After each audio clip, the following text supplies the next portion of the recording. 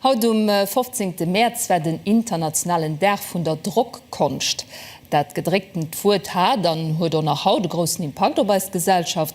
Am digitalen Zeitalter schennge Großmaschine mat Schweizer Tinder per Bayier awer längst passé. De Muse am Kulturhof zu Grevenmacher setzt sech dofir an, dass des Techniken net vergiss gin. Op 4 neue Stationen kann en de Patrimoine vun der Imprimerie Lonaier liewen. De Pet Pixius. De Museum Kulturhof huet sich ganz der Imprimerie verschriwen. Geschicht vun der Dreckerei vum Gutenberg bis zum Computer getei opgeschafft.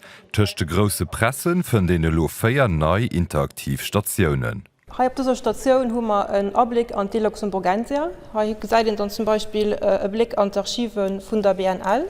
Und hier kann sich dann durchforsten durch zum Beispiel Zeitschriften von Lützeburg. Und hier kann dann zurückgehen an die Geschichte an die letzten plus ou moins 2 Jahrhunderten. Op denen andere Stationune kann en erfusche wéi eng Imprimerien zu Lützeburg gouf a wat ze gedrégt hunn oder sech mat sogenannte Klischee vertraut man. Den dee wëll kann sech auch als Handsetzer probéieren. Handsetzer war ein Beruf, den es haut leider nicht mehr gibt, an dem wo Darbeter die einzelnen Buchstaben nur müsste setzen, für eben ganz Sätze an Seiten können zu drücken.